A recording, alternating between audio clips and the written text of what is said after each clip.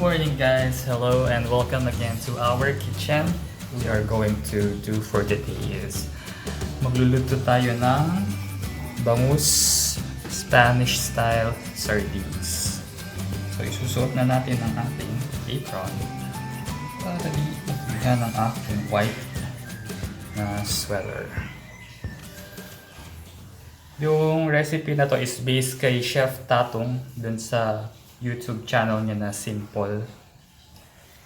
So, ang ingredients natin ay bangus. Kinuha ko na yung bangus natin from the fridge. So, inasinan na to and of course, yung epic lalagyan natin sa bahay. Yung mga pinaglagyan ng ice cream. Sana di kayo nabiktima ng mga laman ng ice cream. Kasi usually, isda.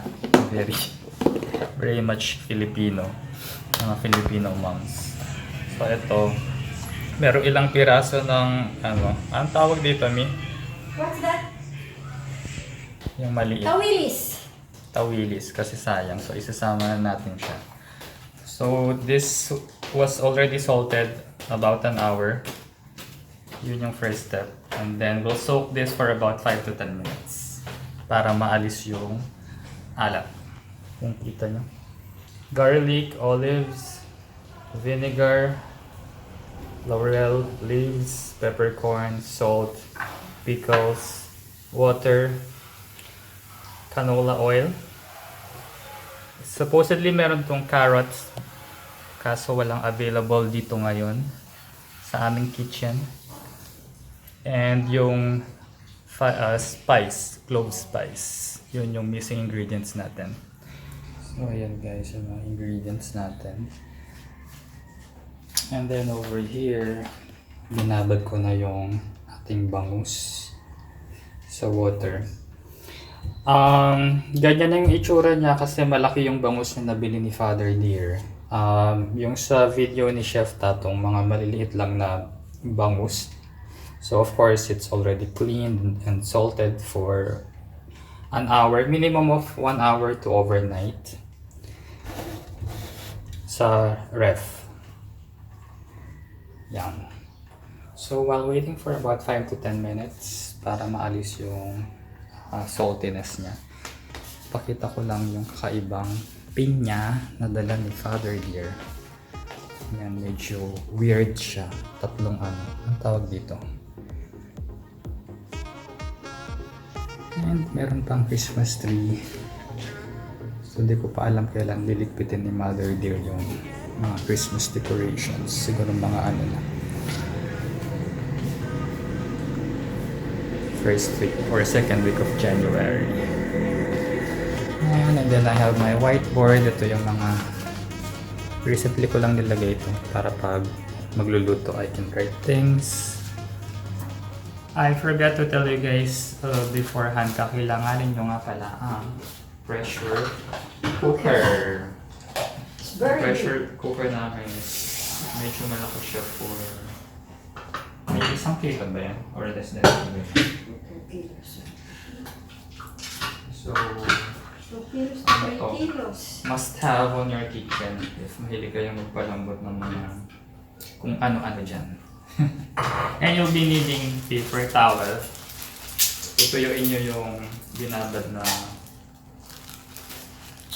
fish. Kasi ipapan fry natin siya before isalang sa ating pressure cooker. Di ba, Mi? Yes. So yung unang ginawa namin, this will be our second time. First time namin gumawa few days ago.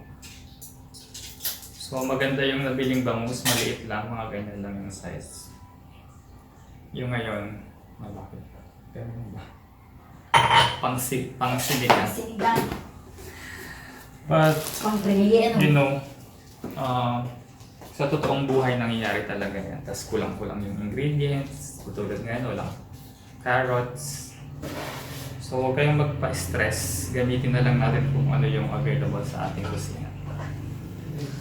Ayan, after 10 minutes, i-aahon na natin yung ating mga isda.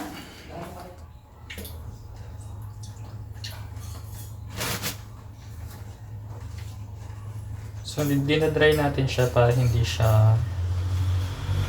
kayo talsikan ng mantika pag ipa-pan fry nyo. Bakit natin ipa-pan fry bago isalang sa pressure cooker? Kasi sabi ni Chef, para daw hindi magdurog-durog yung isda nyo. Saka para maganda yung kulay niya. Diba? For presentation din.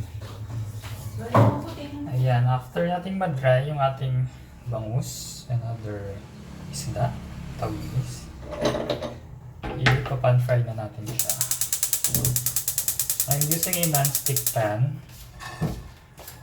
And if you're using a non-stick pan, please use a wooden tong or spatula para hindi nyo masira yung coating, non-stick coating. I'll just put a little oil.